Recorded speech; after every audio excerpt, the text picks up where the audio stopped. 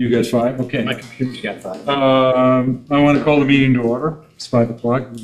Curriculum committee and curriculum and instruction committee.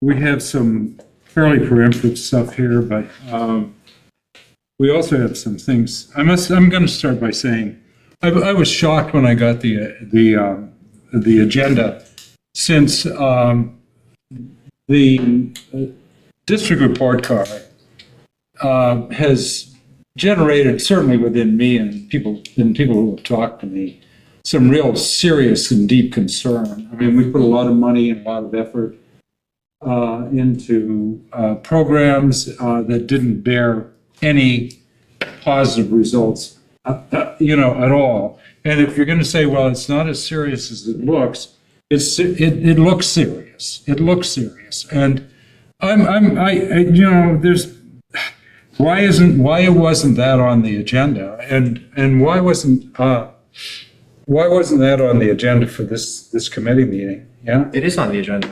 it isn't on the agenda. Well, our focus is on the agenda, but that's not The assessment data has all that, right? that's not the same thing. It is. It's in there, yeah. Report card conversation in our other data. Yeah, I guess I'd like to see I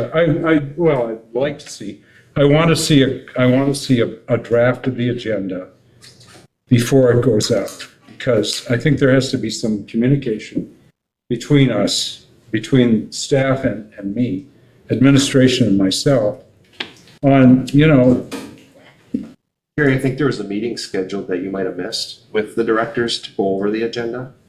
I didn't get any Because they have that standing meeting with you to discuss the agenda. oh, so it's standing now. Yeah. Oh, okay. And then they asked you if you wanted a reminder last time and you told them you didn't need one. Oh, well, okay, well, that's partly my We can send a fault. calendar invite if that would be better. Yeah, could you remind me, because, but, Either way, we'll talk about it today, so. I guess we will. That's what I was hoping, under the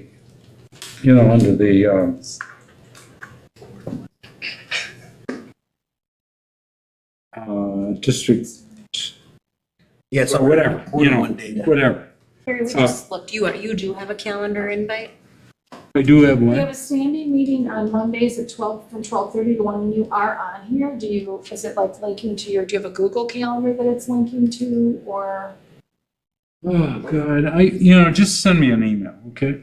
Would you send me an email in advance, just to give me a heads up? Yes, absolutely. Yes. Sorry I missed the meeting. I guess it was my screw up, but, anyway, all right. And if there's something more that you want that we don't present today, we will absolutely bring it next time. Yeah,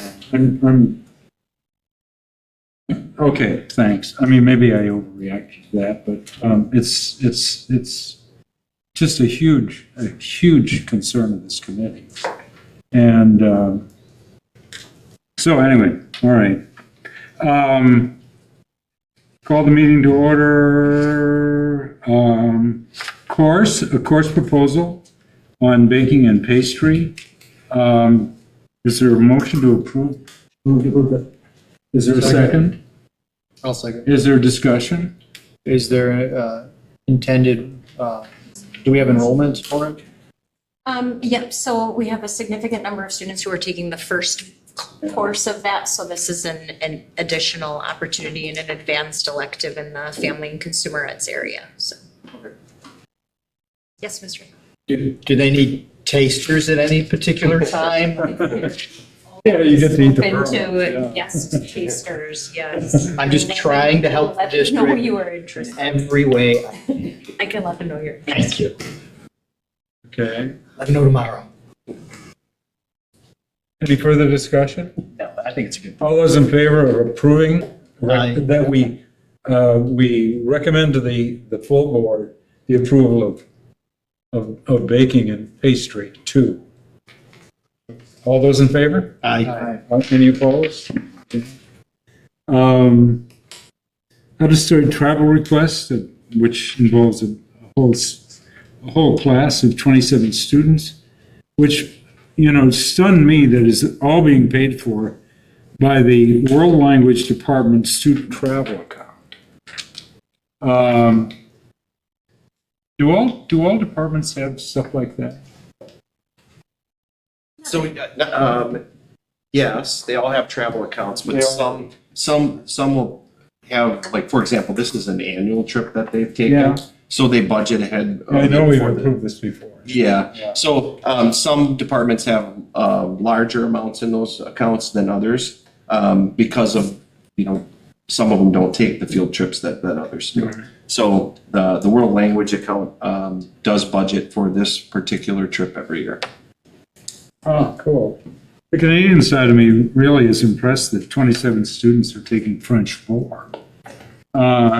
Which, and get to see the Impressionists and spend some time in Chicago.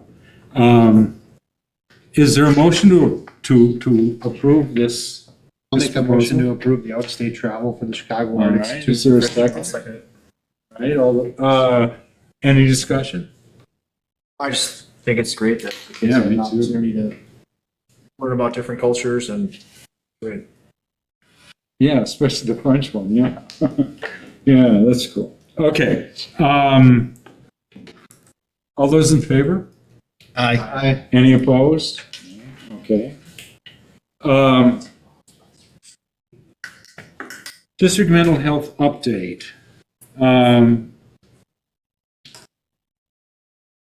I have a few questions. Is that okay? Yeah.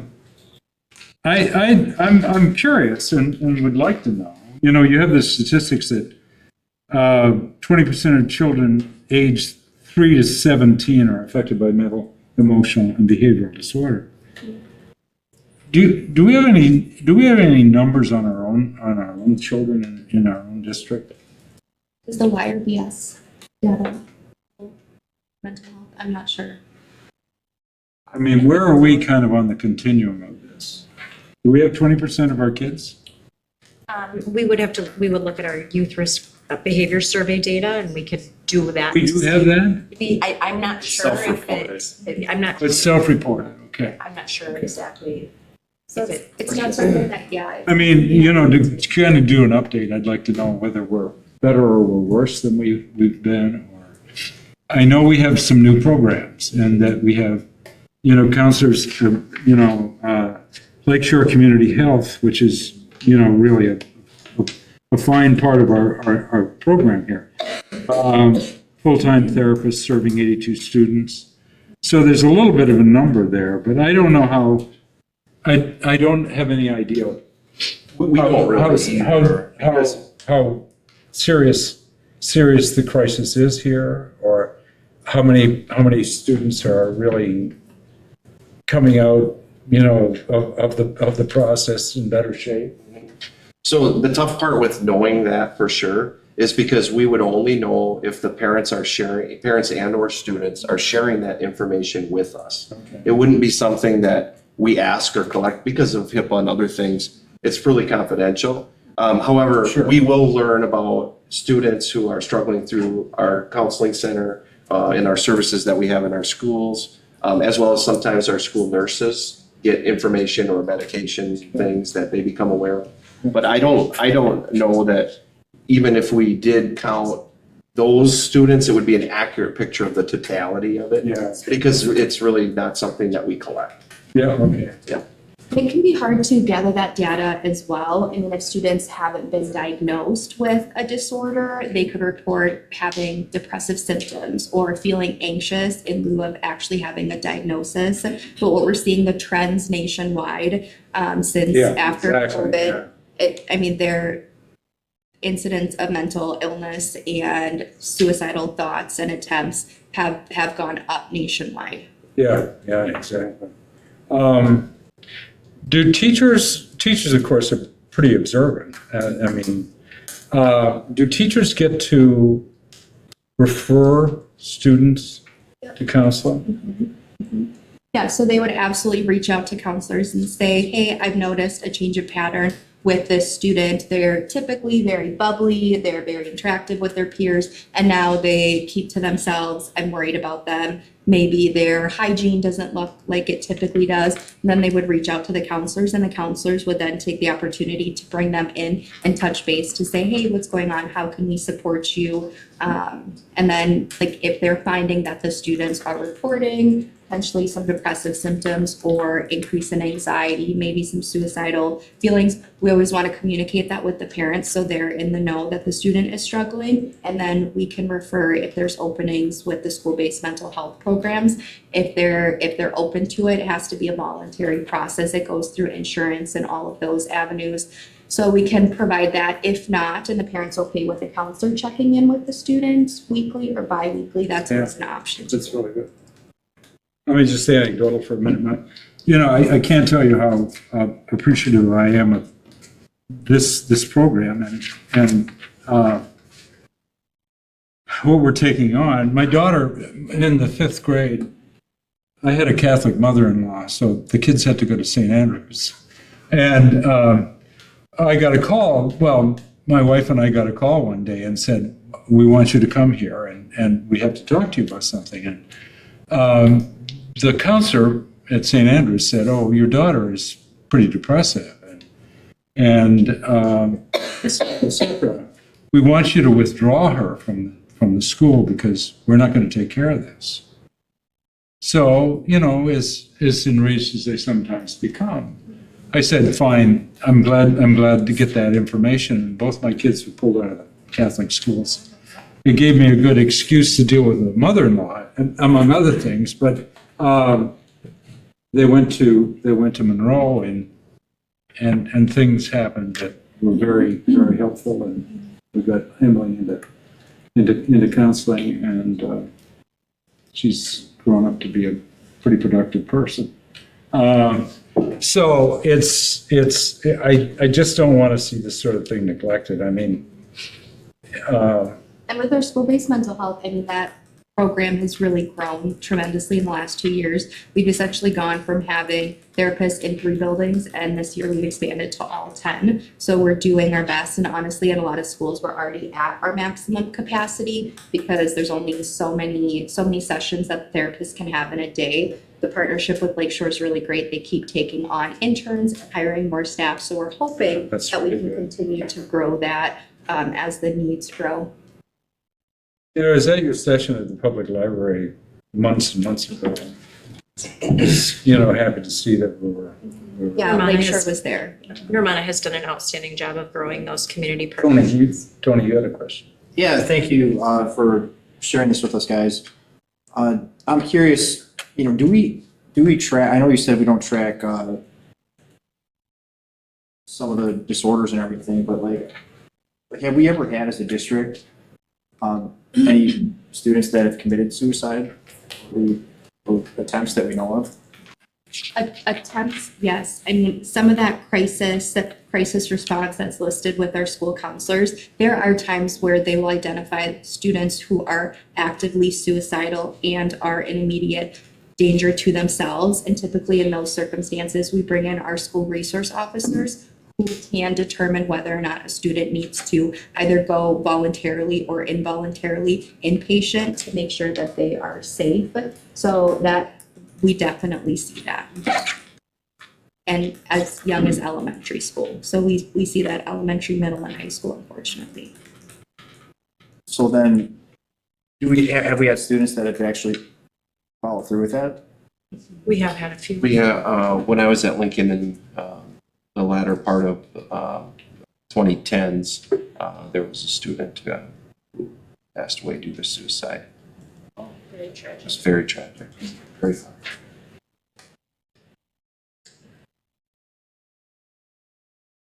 That's the only one that I'm aware of. Well, I thank you for the work you're doing and also the report. If there's ever any questions that any of us have, we'll definitely call. I did talk to the person that's in the program. Tell me your name. Kristen who helps run the program? Otherwise, Kayla was at that session as well. You're talking about the public library. Yeah, I was really impressed with the conversation I had with her. Anything else? Okay, you're gonna stay for the safety report? Yep. Mhm. Because I have a question about that, about with this amount of information, based on this information, are we in a position to vote to confirm this? Yeah, so we would need an approval before I can submit for that annual safety submission to the Wisconsin Office of know School that. Safety, yeah, the Department of Justice. So we do just need an approval. Mhm. Yeah. And there's only been a couple really major changes that have been made since last year. Other things we tweaked just to update some of that data, but really it was updating to ensure that we can send out emergency text message notifications to Lincoln High School students because they're transient, so students are coming and going from the building and we're in some sort of a safety response. We want to make sure that that alert wouldn't potentially just go to staff or parents. They're the ones that need to know if they're driving up to the school, if the school is the entrances are closed off because we're in a hold or secure or whatever that safety protocol is. And then the other big one was I just updated the verbiage to match what we're doing for our threat assessment protocol. And that really just aligns with what the Department of Justice recommends with the behavior threat assessment management protocol. Didn't put anything in about the mapping of the facilities, right? Nope, that doesn't go in the district. That doesn't go in this? Nope, that doesn't go in that, but we are making progress on I know you our are. digital mapping. We've signed the contract and they've reached out. I've given them our police and fire contacts so they can reach out so they can plan the training with them. And then I've shared our current blueprints so they can start creating like the initial blueprints before they come on site at all 10 buildings and ensure accuracy. So we're kind of moving forward. I don't know a specific timeline yet, but it's on its way. I know we read the whole book last year, booklet, I guess. I made some side remarks about verb tense or something on one point. And I think I did update that. I thought, Somewhere. oh my God, what a pedant I am. But anyway, I can't say that? No, I'm just raising. Oh, yeah. You can say anything you want. So anyway, I mean, I'm prepared to vote approval on this. I don't know if everybody else is. Is there a motion? Move to recommend to the board for approval. Is there a second? Okay, Tony? I mean, Matt? Is there any discussion or other further questions or comments? Yes. I just want to say, totally appreciate reminding us, we just read the whole thing last November. I actually remember that we had. But I really like pointing out, here are the key changes. Change this, I changed this, here's why. Really a nice way to communicate all that. So thank you for handling it that way. Thank you. And for those that really love a whole district safety plan, they could take the link and read the whole thing. So the motion is that the curriculum committee recommends approval of the safety plan to the full board. Ready to vote? All those in favor? Say aye. Aye. All those opposed? No. Okay, good. Carrie, the next two items on their behavior updates, that was put on there inadvertently, so we don't have, those are, the behavior updates are included. Thanks a lot. Included basically in our data review, so that shouldn't be a separate item, just, after quarter one data review, the behavior update, the Act 20 updates, those two things. Just FYI.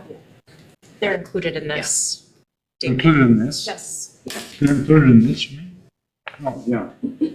Yeah, absenteeism and behavior, yeah. So we'll put those two together then, okay? Data update, behavior update, So just the behavior update goes with the quarter one data. okay. So on the notes, because I'm taking notes over here and I would like to, do I just leave that off or do I put it in, put the two together? Okay. Is that, okay. All right.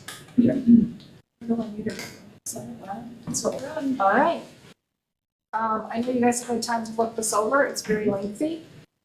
If you'd like, I will just go through and point out some highlights from the the pages that I have noticed and then see if we just kind of have questions as we go. Does that sound good? Thank you.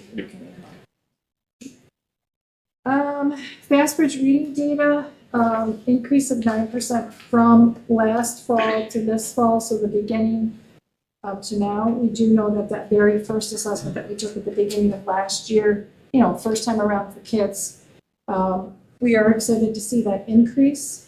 And what I am excited to see is that increase in our advanced category. If you look at the purple category from the fall of last year at 15% jumping to 21%. It's nice to see that advanced category going up, and that means that those other categories are obviously decreasing. A nice decrease in our basic or our most at-risk students too. So Yeah, high risk went down some, yeah. So Fastbridge, that was the nationally norm assessment tool we use, right? correct. 3 times a year.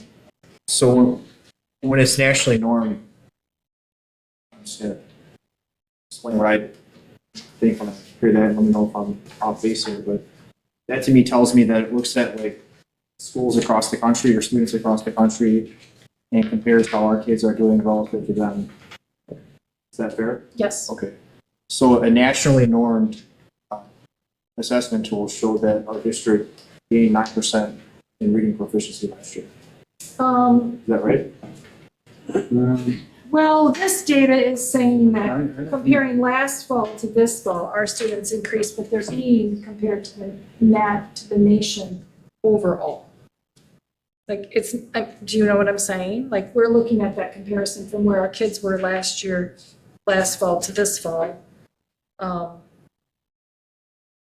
don't know where Yeah, I'm just curious, and I'm sure we'll talk about this more as we get into state data, but just trying to wrap my head around, when I see 9% increase, that's good, right? That's a good improvement.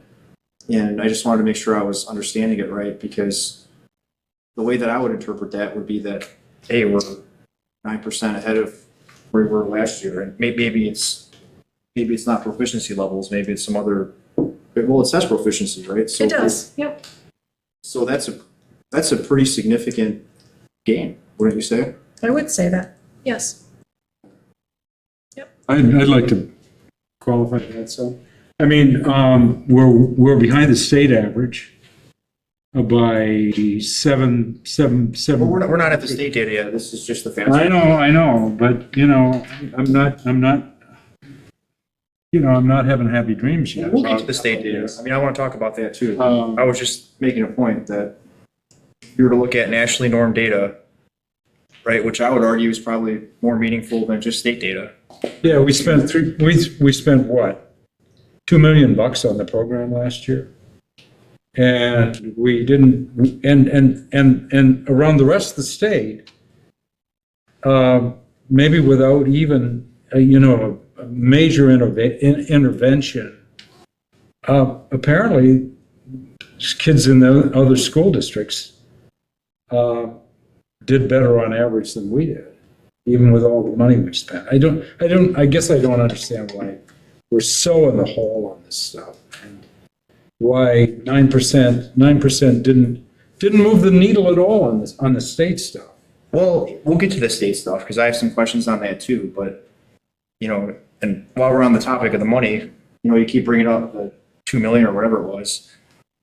Let me remind I you don't that. keep bringing it up. But, Oh, you've mentioned it a lot. well, yeah, Maybe it's not an today, expensive program. You have to admit. Yeah, I mean, it was an investment, right? You know what else was expensive? 10 years of spending millions of dollars on Lucy Calkins that wasn't working. Yeah, That was that's expensive true. too, That's true. right? So I know. all I'm suggesting is that, there are some positive increases. And if we're going to have an honest conversation about these assessments, I think it's fair to really just look at these numbers and what do they mean and do that in a manner that's objective, right? Putting aside our biases and really just trying to understand what is this data telling us.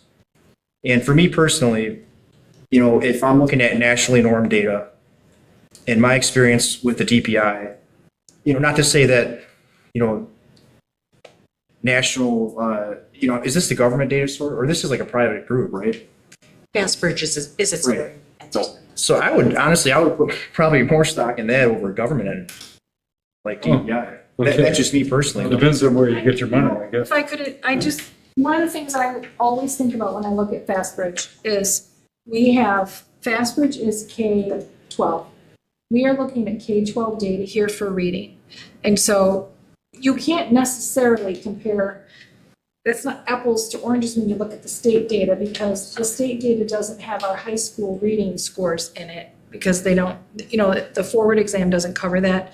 ACT is, our school report card is different, but if you're just talking about forward data, there is no reading assessment for those upper levels. So I think one of the things that's true about Fastbridge is this is all of our kids, and it's including our youngest kids. And I have said this before, our youngest kids are the ones that are responding the most to SFA.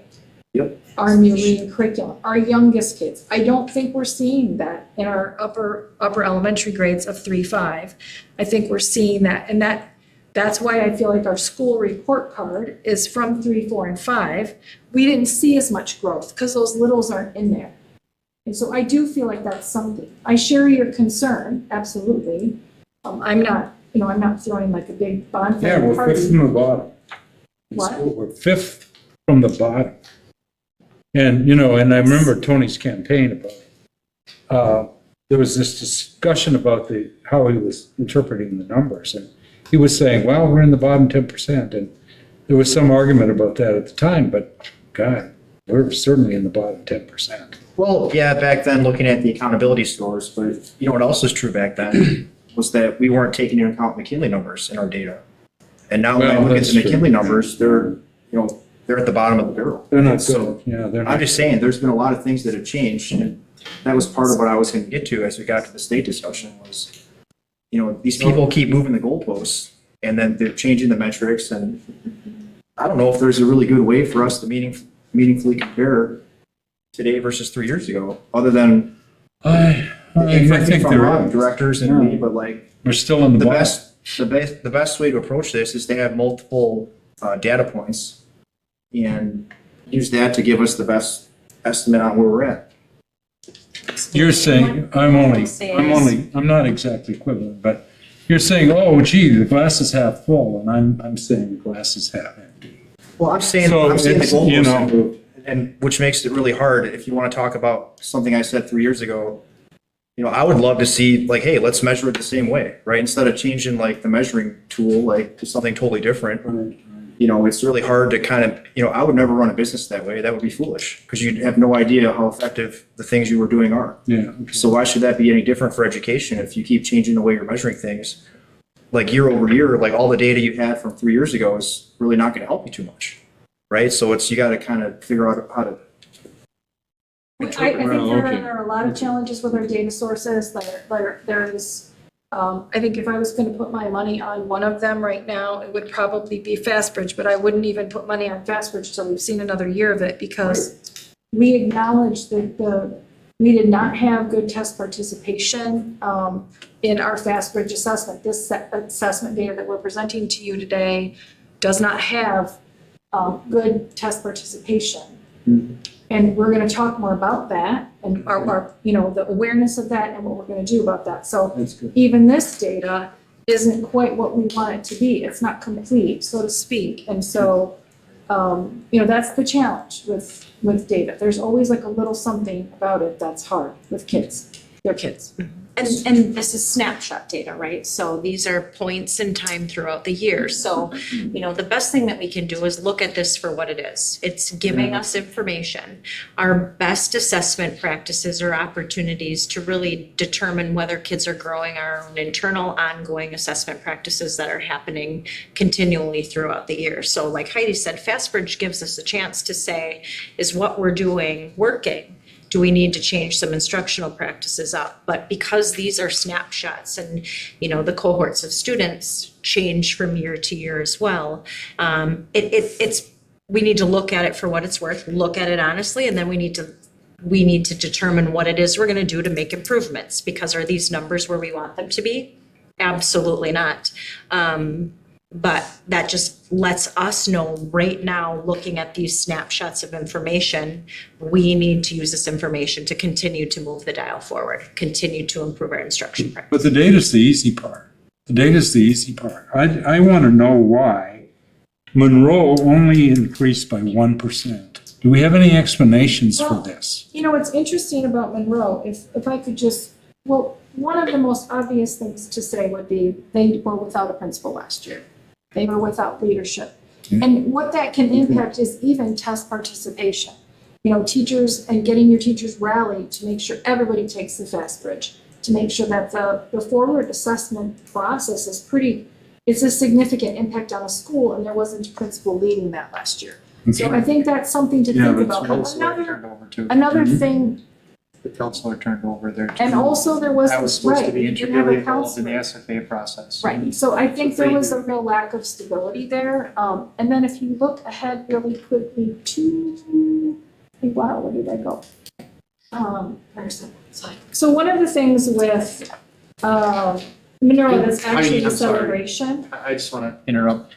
Katie, I just want to say thank you for bringing up the real, true, not just having snapshot data, but having real in-time data that SFA is giving us weekly to determine where the students are and where we need to come back and do extra assessments, or we need to do extra catch-up.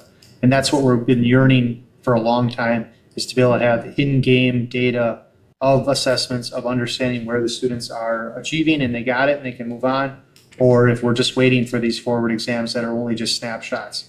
And that's kind of what we were trying to prevent.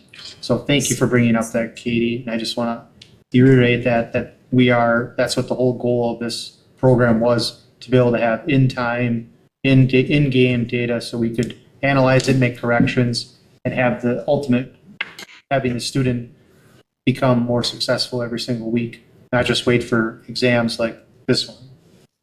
So I Sorry, know we have some- our slide deck is struggling right now, but if you look at your Monroe slides that you have, one of the things on here that you hear 1% increase, that doesn't sound very exciting.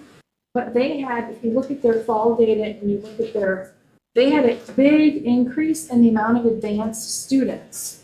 So they went from only 14% of their students being advanced to 20%, but that doesn't change the number of students that are proficient. So kids moved from proficient to advanced, and kids, that's a significant change. So they had this big group of kids, 32%, that were proficient in the first fall, and that went down to 27, but a bunch of kids moved up to advanced. So even though they only made 1% overall growth in proficient, a lot of kids bumped up to advanced. So that's a celebration that when you just hear that data point, you gotta look at the Yeah, graph. there's a 6% gain in advance, yeah. Yes. Yeah. So, well, they went from 20, yep, thank you. Well, from 14 to 20, yeah. Yeah, 14 to 20. So, I mean, I'm just saying, so they did have some growth. It's just like they Okay. didn't show. I know there's growth, I'm also But I'm also impatient with the I saw overall. that 1%, which made me dig into, find out kind of maybe more, because I'm like, wow, everybody else did this. So I just think that's something that, I do think not having a principal and not having a counselor last year, I think that just goes to show you, schools need leadership, right? Yeah. In my opinion. So, go ahead. Yeah. I just wanted to add too, and, we've had conversations in consulting with CISA 7 as well, because they're a big consortium with a lot of districts. And there are some districts in our CISA that have some similar achievement gap areas. And one of the things that I specifically asked them, because I know that we have, pretty significantly high goals in terms of our growth. We want to see 15% growth in proficiency. I asked the question, what's a reason, we're going lofty, which I think we should, always. But what is reasonable? What is a good growth metric for what, if we're looking at a district-wide growth overall? And they would tell us that the 3 to 5 or 4 to 6% is probably pretty good. So, what's hard is, and again, I think it was well explained, one of the reasons we have all these different data sets is because I think it's hard to determine based on one of them, how well you're doing. So we, in addition to our, in-house teacher-driven assessments that they're giving to kids to find out where they are within our curriculum, we use the FastBridge as that nationally norm reference to really say, okay, is our local data matching this national data? Okay. And then in turn, and I think Mr. Phipps is getting to the point where he's saying, gosh, the forward data is nice too, but you only get it once a year. So it's kind of an autopsy instead of something that you could do Yeah, I would something say about. that's true. So one of the things I would point out, and I've worked in this district a really long time, is I don't think we've had this robust of data set and diverse data set that we can actually have actionable opportunities with during the school year, which really helps us when we're working with our teams in our schools, both the leadership teams that are our principals, but also, our department chairs and our teachers that are in the classroom leading things. That also, they get solace in the fact that, geez, in addition to the data that I'm collecting every day in my classroom, I now have another data set that I can compare it to say, geez, is the same thing I'm seeing here coming through in this other data set. So that's one of the things that I'm most pleased with, is that I think, although there's no perfect data sets, I think by looking at the several that we have, we can get a reasonably clear picture of how we're doing. And it also helps us know what to do next, because that's really the key question, is we've got to keep the growth, ongoing. And I think that by doing our data the way we're doing it now, it gives us opportunities even within the school year to make adjustments to what we're doing, which is something different that we haven't really had before. And I think that will bear good fruit for us in the future. Okay. So again, just to reference that our test participation rates, especially at the secondary level, if you notice, there's a significant difference between our middle school FastBridge test participation and our high school FastBridge test participation. So an effort to, again, make sure that we have more accurate data, we need our students participating in this assessment so that we can inform our instructional practices. So what the Lincoln High School team is doing specifically is developing a system, utilizing more of the test window, sending reminders, and utilizing their ELA and math teachers to administer the FastBridge test, so that there's increased test participation in that January window. So you can see it dropped significantly from fall of last year to fall of this year. And then McKinley is a little bit of an anomaly this year because we had those virtual learners last year who were part of that assessment, or difficult to assess at that point. And now that we are in an in-person learning model, they did. Was that one of the reasons why they went down? They did have Because of the virtual program? Well, that could be a factor. Could be. It could definitely be a factor. So we don't- things, again, to Heidi's We don't know. point, there are things that we can hypothesize about our why for sure. Yes. I'm trying to wait till after the presentation to ask questions, but this one I have to ask because the slide you just had up, I don't see here anywhere. Is that a slide we don't have? Which The one? participation We don't have it. ELA? You should have it right after the ELA building by building list. I don't think it's in there, right? So I missed it. Yeah, I just scrolled through the whole thing twice. It might be something that got added after Okay, all right. and the reason We elementary. can resend this one if you're missing something. Yeah, The that would be reason that fine. elementary's not on here is elementary's pretty much 100% participation. Like elementary isn't on here because they are at 100% participation. So why does that drop so much at the high school level? Is that more like voluntary then, or we'll just stop caring about it? Attendance rate, I mean, our attendance rates are significantly lower at our middle schools and our secondary schools than they are at our elementary schools, so that is a factor. Well, the middle schools are pretty high if I'm reading that right, right? Yeah, our middle schools are great, our high schools, Right. We talked, one of the things with their system, the work that they're doing is to have a process in place for makeups. like the Fast Bridge is on this Tuesday at 9 o'clock, right? And then what's the process to make sure that teachers are tracking down kids that didn't take it? That process really wasn't in Wasn't. existence last year, but that's a process they're putting in place for this year.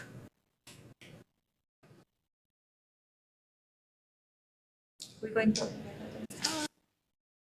I'm comfortable with not going building by building. Would you like to go building by building and look, or should we skip? Because we did have that, So this is the math we're on now, right? Or- We are still on ELA. still on, Yeah, still, yeah. I don't know if we have to go building. Yeah, I mean, overall, I mean, I there's thought the data was pretty positive, right? I mean, every building went up, and the exception of McKinley on reading, which is great. And some went up double digits, right? So Yeah. Madison, Washington. I mean, yeah, we, you know, I guess I have a question, but it pertains to the state thing. I mean, I really looked at all the stuff on Madison, which was a school that exceeded expectations, and Jackson, which fulfilled few expectations. And I tried to see what was different, like, did one have more economically disadvantaged families in it? Boy, it was about the same. It was about the same. In fact, Madison had a few more than Jackson. Madison does have more than Jackson. Yeah, And what happens is the more poverty, the higher your poverty rate, the more the state values the growth of students. oh, okay. So then that is how it works out if you actually look at Madison. They have a higher report card score, but their achievement score, the actual achievement of students, is not as high as some of the other schools. But it's because they're growing their kids. Their kids Okay. are, Okay. the growth of students is a huge celebration for both Madison and Riverview. They have kids growing at much higher. Yeah, Riverview rates. just knocked it out of the park. I mean, but, you know, Jackson doesn't have hardly any children of color, many minorities, whereas, gee, what do we got? We got Monroe or Madison that does. And I thought, well, God, you know, the one did so much better than the other. I mean, see, exceeds expectations. I thought, boy, that's telling me something that I want to see. And I just was bewildered by Jackson, which is, you know, basically, I thought same kind of demographic context, was doing so much poorer than Monroe, or from Madison. And the only thing I could think of is like, boy, has 100 students less. I've been there because I was the board liaison to Madison. There's an atmosphere there that's fundamentally different than Jackson. It's smaller. I think the classes might be even smaller. I thought, oh, gee, that whole thing. But of course, the data is all tricky, as you point out. The whole thing is that I'd like to see smaller schools with smaller classes, with more interaction, and a fuller relationship between students and students and teachers. And I think that maybe was what's happening at Madison, but it may not be happening at Jackson. Does that make any sense at all? It does. Because I thought, okay, yeah, I see the numbers, but I want to know what the hell So is the cause and effect here. So one of the things that the school report cards are very confusing, but I just pulled up both Madison and Jackson and I have them on my screen. Okay, Jackson has a higher achievement. Their achievement score is 57.9%. oh, Okay, that's their does achievement. this make sense to me? So, This is the state, dude. This okay, is but what I explained. so then Madison is at 52.4. So Jackson is outperforming in achievement.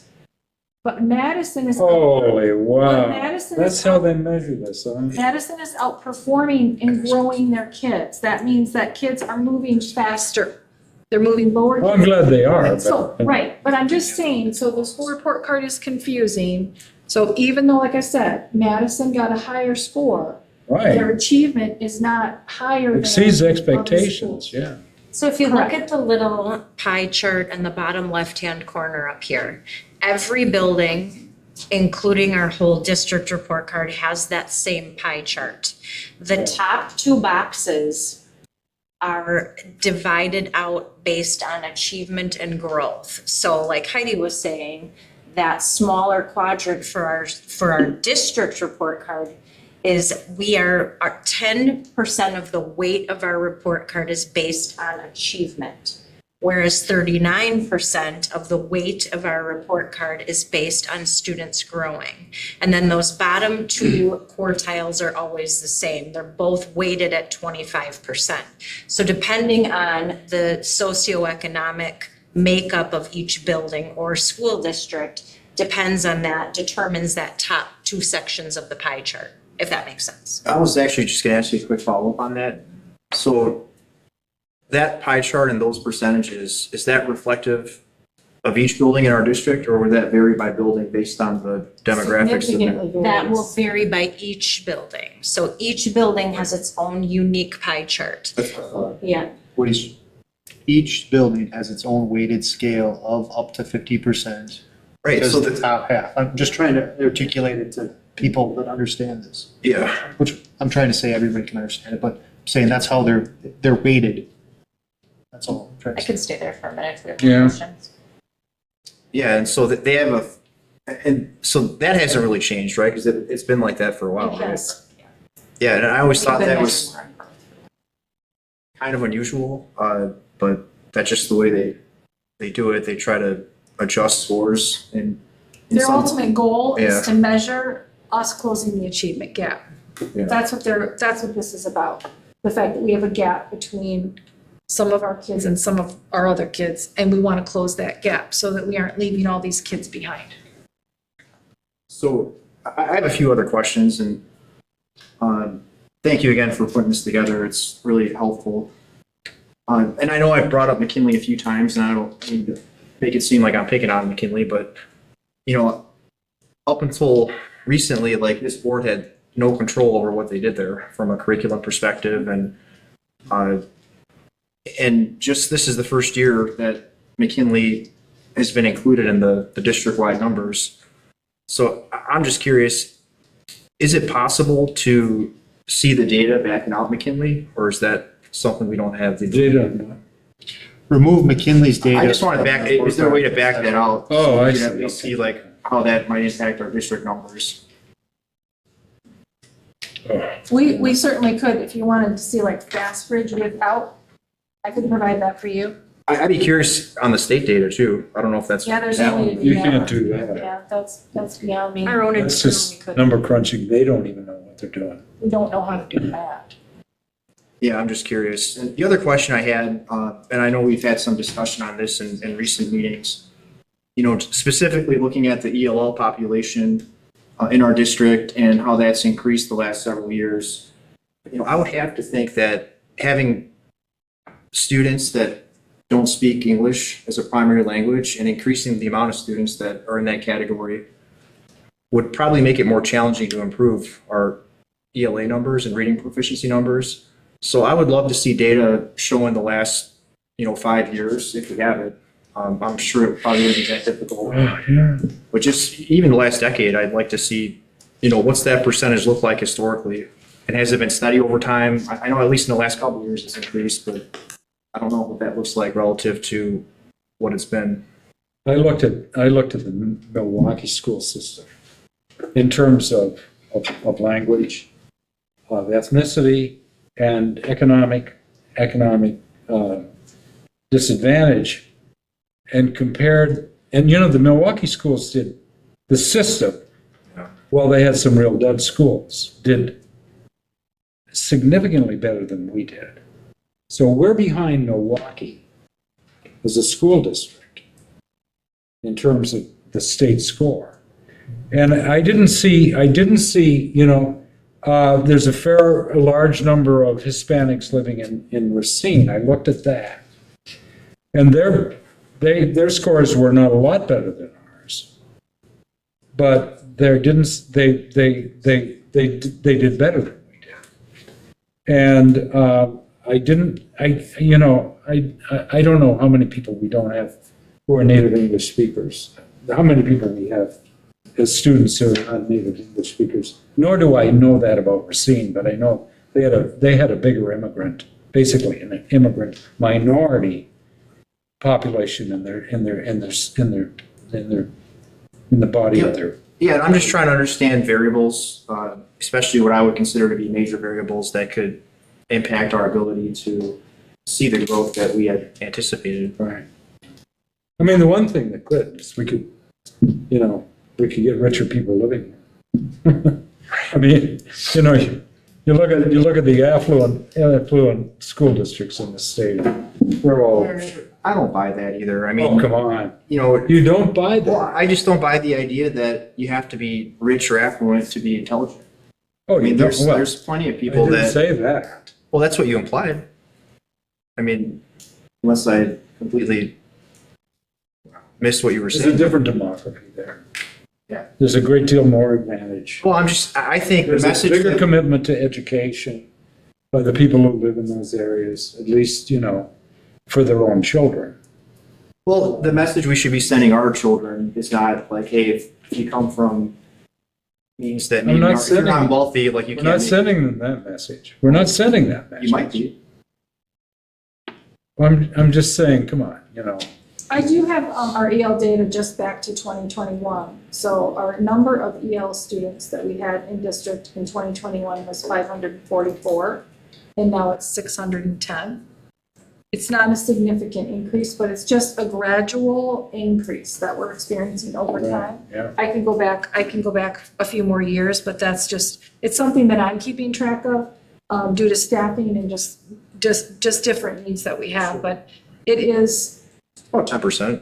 I think that we have a significant amount of Caucasian students that are not doing well in our Yeah. district. I don't think that those 500 kids are what's pulling us down. I think that we have, if you look at our data, we have students from affluent families that also aren't doing well, as well as we would expect. And so I think it's a situation where we do have a systemic issue here, we know that, and we have things that we're working on. So if I could draw your attention to this slide. So forward, this is just a comparison of the forward scores over time. And I think if you'll notice that I'm using this slide in my Act 20 presentation on Friday with staff to just kind of say, this is probably why Act 20 happened. Because so the state is the red line and we are the blue line. And, we're stuck in the 40s. And I think if we even went back a few more years, is when we started to see that we become stagnant. And I think that's why Act 20 has happened, and we need to do some things different. So bringing in the science of reading and making some changes. It is unfortunate to see that we have declined more than the state. And even that dip that everybody got because they changed the cut scores there, that everybody didn't get smarter in 1 year. They changed the cut scores. We didn't, our increase doesn't matter. It's a similar increase, we're only off by a little. But we are excited and hopeful that we will be able to close that gap between us and the state and then get back on track. Yeah. How much did our district population decline in that time period? I mean, you went down a little bit too, right, since 21? It has been Our a full slow and enrollment, steady yeah. decline, right? It's not. About 250, About 250 a year. Yeah. That's what we're averaging right now, 250 students a year So we are, for the last 4 years. so again, just, when you're, and maybe I'm completely wrong, but I'd have to dig into the data, but, if our overall population declined by 10%, our English language learners went up by 10%, I mean, that's like you're getting less of a pool of people taking the test. So I mean, there's variables too that I'm just trying to wrap my head around. Yeah. I mean, one of the charts that I was, really happy to see is that absenteeism, attendance attendance is really pretty strong, except at McKinley. It's definitely a celebration, which also says our kids are coming to school, so now. Yeah, because I was thinking like, well, that's a variable, then maybe that's why some schools are doing worse than others, but they're pretty consistently about the same. Yep, so we have, our students That's a are in real school, achievement, which is I a think, huge yeah. celebration. Yeah. Now we need to make sure they're learning at high levels when they're there. Exactly, yeah. Are there any other slides that we would like to discuss? So the, The behavior slide. Yep, I can go back to that. Actually, do you want, I mean, we can touch a little on ACT if you want to, or, This is suspensions. Suspensions have gone up.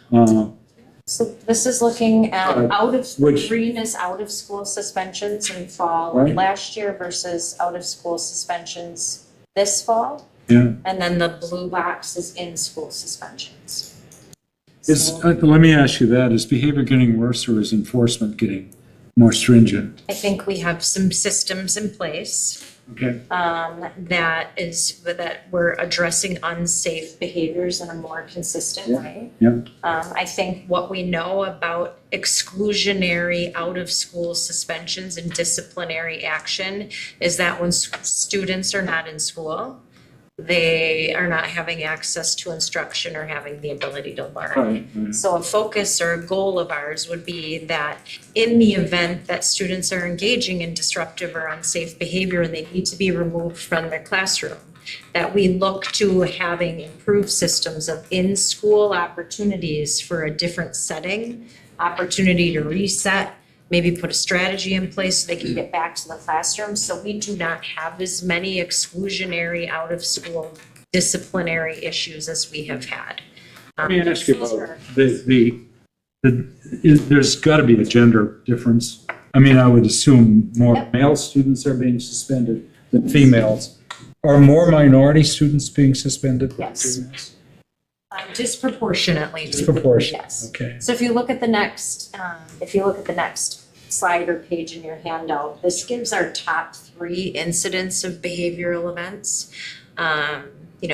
Disorderly conduct made the list in both fall of last year and this year. Disorderly conduct looks very different at the elementary school than it does at the high school. Yeah. So you'll learn soon that some teams have gotten together to work to revamp to have more of some elementary definitions of challenging behavior versus high school definitions. So we'll be bringing that to you as a board to look at soon.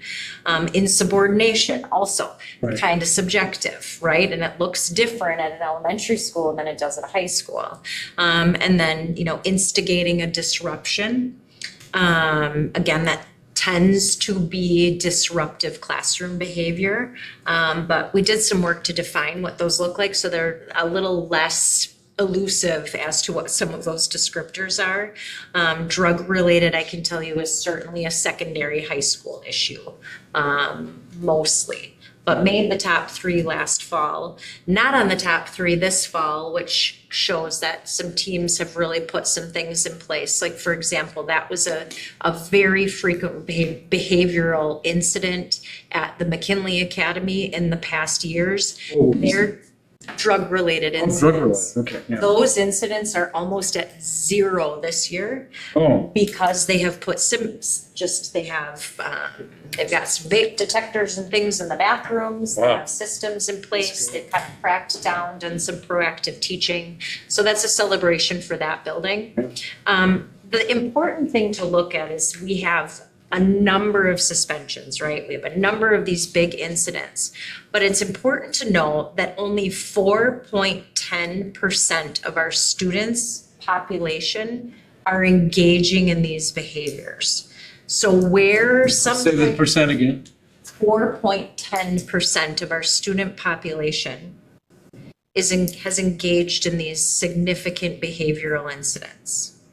So a very small amount of students are engaging in these behaviors. So sometimes when it sounds like we have all, all of these suspensions and all of these things, it is a small percentage of students. And then knowing that information allows us to be able to target that population of students, those students as individuals, and put supports and plans in place. We're not talking about 20% of our student population engaging in these really disruptive behaviors. We're talking about 4% of our Okay, students. that's good to know. Yeah. So that just compares to fall last I year. mean, it's still disrupting, but Absolutely. everybody's. And it's affected. incredibly time consuming, It's to be honest. incredibly time-consuming. Yep. Absolutely. But it does allow us to be able to focus efforts and attention to students and be able to really specifically target. Yeah, okay. So behavior. Anything else? What are your guys' thoughts on the math program? Our bridges. Elementary specifically? Or- Yeah, I guess just in general, I'm just looking at the FastBridge data. It looks like it was, Oh, the math. there were some schools that went up pretty good, and Yeah, then quite a few went others down, were too. kind of flat. I think last year, one of the challenges with the new SFA curriculum is the amount of time it requires, and it ended up bleeding into math time. And also, just that's all we talked about last year, honestly. A PD day, everything we did, all of our efforts went into that. And while you're doing that, if you drop a ball, you drop a ball. So this year, we're doing a pretty darn good job, I think, of juggling. Okay. Brought math up. Math has come back to being a real priority for the elementary team. Because you can't, it's hard when you have a new initiative, but you have to be careful to not completely let go of what you were doing. And we also had schools that were very heavily relying on their math coaches to do work for them, to do support work for the classroom teachers. And with that person being gone and not doing the work, it's like mom's not making dinner anymore, so what's for dinner? So I think they're not having those math coaches in some of those buildings. Because we also saw that our two buildings that did not have math coaches in the past had the greatest increases in math. So that's making us think a little bit about when you have those instructional supports in place, is that helping teachers and is that increasing teacher capacity, or is that supporting teachers in a way that in the long run doesn't pan out? So it's something that we're talking about, thinking about. Yes. I have a couple questions, and then I have a couple observations, comments, and then one smarty remark. So first, my question, and these questions relate to FastBridge, okay? First of all, fall means what? Does fall mean the beginning of September? Does fall mean the end of the fall quarter when you're measuring? We These took tests. the FastBridge in September. The beginning of September, the end of September? Do we not know where we're taking it? Do I know off the top of my head? I'm. But it's somewhere in September, It is. in and September. everybody's doing it about the same time. Everyone's doing it within a 2-week window. And that was last year and this year. This year, we took it earlier in the year than we did last year. Okay, yeah, I was, Because it was brand new, it didn't get taken out of the gate. We waited a Okay. little bit to take it. yeah, and I know we had to have the training on it and everything, all right. Second question is, I'm making an assumption that percent increase means, or percent decrease means the first two columns out of all the columns, which they call advanced and low risk, and we used to call advanced and proficient. Yeah. Right. Actually, Oh, really? So those measurements are those Is that two what low columns risk means? percentages combined, whether they went up or whether they went down. Low risk is FastBridge's qualification of proficiency. It means Yeah, low basic. risk, low risk for need for intervention because you are I didn't know that. And So then glad you the last one is yikes. Okay, thank you, thank you. Now, the things that I would say, first of all, simply as an advisory to you, sir, is that all of the raw data, because the state does a lot of numbers voodoo on this stuff, so that even what they call achievement isn't achievement, but the raw data is available and you can download it and put it in a spreadsheet. It's available by districts, which is what I did, tragically, it's 150 cells across of information and then all the districts down. It's also available by school so that you can compare the actual raw data and not take all the number fiddling the state does. So you can get a chance to see that, okay? The other things I want to say about the state, and I'm saying this about the state. Okay, first of all, the state made the decision this year after they gathered all the numbers, and they went, wow, we can't put out numbers like this. We can't put out report cards like this. So they made two decisions. One decision was they decided to grade everybody on a curve. So they took all the data and they said, okay, here's our super duper expectation meeting group. I can't even remember what the name of that group is. High achieving. Here's our meeting expectations. Or meets multiple expectations, meets few expectations, fails to meet expectations. And they actually created a curve of the data and then picked, that's how they're going to separate the groups out. So they didn't have numbers that were standards for this. And even more alarming than that is the state rated nobody fails to meet expectations. They would give nobody the lowest score this year. And all I mean by that is you are much better off simply looking at the raw data when you're comparing one district to another than all the fiddling the state does with it. And the only way to get that raw data is to go pull it off from the state. You fill out what you want, districts or schools, and they just shoot you out a number file that you put into a spreadsheet. So if you want to see all that, okay? And I'm just saying that the state has messed with this so much, I don't understand how anybody can take these report cards. I have no way to evaluate what these report cards mean at all, but I do have a way to go into the raw data and compare our district on raw data against every kindergarten through 12th grade district in the state.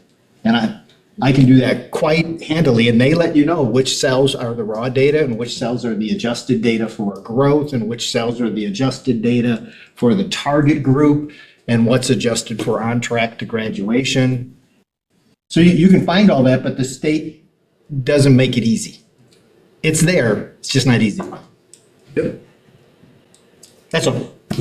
Oh, okay. Yeah, well, I remember, because I just spent some time 3 years ago looking this up, and, you know, what would be nice is if there was, and I don't know, ladies, if you might have the ability to do that, but I'd be real curious to see what that looks like, if we could get the raw data and look at it in a manner where we could make some sense of it, because Yeah, I would too. the way that they present it now, it's, and please correct me if I'm wrong or leave if you see otherwise, but like, it's really hard to make meaningful comparisons, especially with the changes they made this year. Within a district, let alone across districts. Correct. There were, I think the best thing we can do with the data for this year is say, this is our baseline for next year. And look at our internal and, yeah.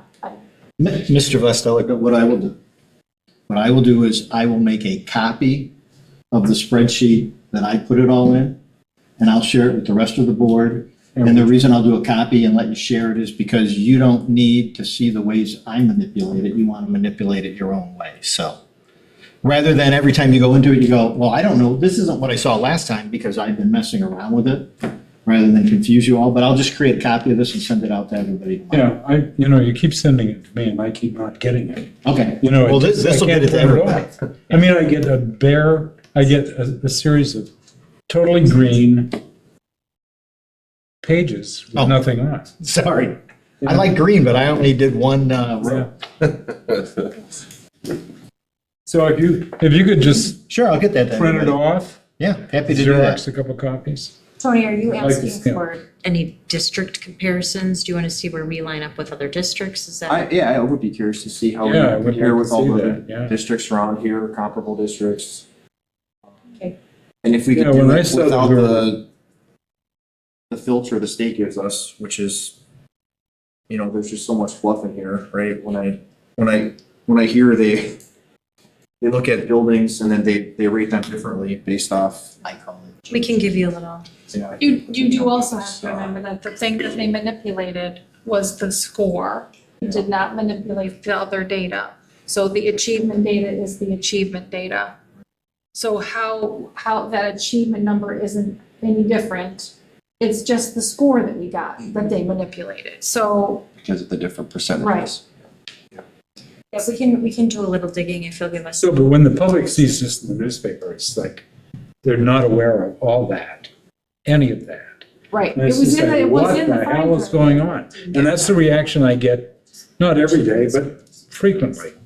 You know, and I say, well, I can't explain it. Well, what I would tell them, Carrie, the next time is say, you know what, the state data, there's a lot of question marks with it. You know, it's one Yeah, source that of sounds like data. a cop-out. Well, you know what, yeah, you let me finish? Oh, I'm sorry. Yeah, so you could sit there and say, yeah, we suck, you know, the state has deemed us not worthy.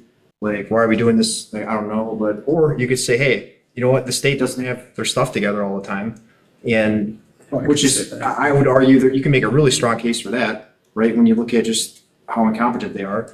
And a nationally normed source actually showed that we had substantial increases in reading, right? So that's, you know, there's a lot of positives that we can spin out there. And if you want to make the state scores the holy Yeah, grail. I and do the everything, magic answer. It's like, beats the hell out of me. It's like confusing and mystical and beyond my pay grade but it isn't a reassuring, whatever's coming in is not reassuring. Is how I respond. well, there's good things that I see. So we have work to do. I mean, no, it's not like we've arrived, but That's true. our kids are reading better than they were a year ago. So that's a positive. Yeah. Yes. Yeah, and I would just add to that too, if, you know, and if anyone does have questions, and, you know, always can refer them to us. You know, there's been times where I've had public folks who've asked about those scores, and I've invited them in to sit down and walk through it with them to explain it. And, you know, we're also happy to do that. So if you're having questions or things that you feel like, you know, are beyond your pay grade, so to speak, to answer, you know, referring them to us, you know, we'd be more than happy to sit down and go over things with people and help them understand. All right. I think we need to transition now to Act 20. That is also, there's a very extensive, in the director's report that's coming out tomorrow or Okay. Friday. There's a very extensive yeah. overview, so I'm Yeah, oh, gonna yeah. wait and let you read that. Okay, good. All right. How about the code of conduct? I mean, it's all nicely printed out. We need a motion to recommend acceptance and approval to the whole board. Does somebody want to make that motion? Manawatu District Elementary Code of Conduct? Yep. I'll make a And the secondary Forward. Code of Conduct? Order of conduct to the full board. All right, is there a second? I'll second. All right, it's in discussion. All those, no discussion, okay, all those in favor? The motion is to recommend the board accept and approve. Yes? I have one question. I just want to understand, because normally we put the stuff in place before the school year starts. Is this a reflection of some of the stuff you guys are discovering about language and not understanding? Is that why we're rehashing it? Because normally parents get all this information at the start of the school year, students too, but they never look at it. So, okay. I also think the elementary principals, because they wanted to have something that was more meaningful at elementary, then the secondary principals wanted to take kind of what did the elementary look at and then look at it again, because we hadn't reviewed it. So it's not maybe like the perfect time of the year, but it's stuff, they're very excited about the changes. Yeah, this- If I could just Like- follow up, and do we have a plan to track the efficacy of this?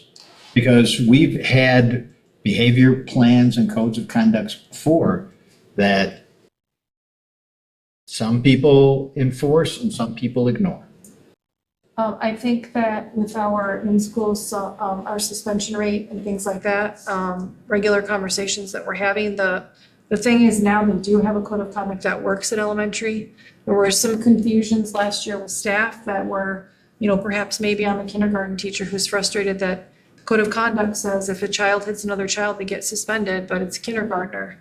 Oh, So why aren't they getting suspended? Well, because they're a kindergartner. So I think it's just the new language and the new will be very helpful for staff to really feel too, like what my principal's doing is what's in the code of conduct. yeah, this seems crystal clear. And We also are getting. for the first support. time I've been around, it's really. So we have support from Katie Tennyson through CISA 7, who comes monthly to the district. So for that advocacy piece, she's working with teams in regard to assessing the behavioral data that we've collected from month to month, what supports we're putting in place, how we're addressing those behaviors. So this updated code of conduct at each level will be able to really drive those conversations in our work with Katie as well. Okay. Anything more? All those in favor of the motion signify by aye. Aye. Any opposed? No. That's the end of the agenda. Is there a motion to adjourn? I'll move to adjourn. Okay, all those in favor? Aye. Okay. Thank you very much. Thank you. Hope the snow is not gonna keep us from getting home. Supposed to stop somewhere around, or, it wasn't supposed to snow much in the same period, so. We're just getting used to it. It's not much. Yeah, right. Need to talk to you for 2 minutes. Yeah, sure. Something you could follow up on. Yeah, if you want to. Could you break down? Yeah, absolutely.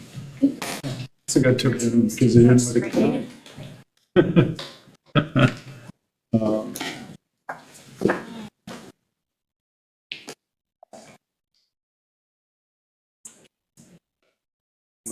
One slide.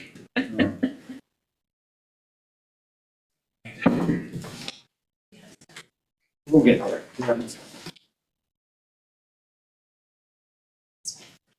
Okay, Barney? I'll go do it.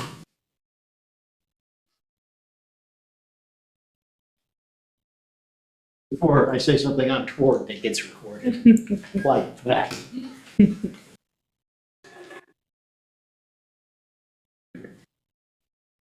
One of the missing things, Reading glasses, so I didn't need- why has Lincoln kind of over the last few years? Never.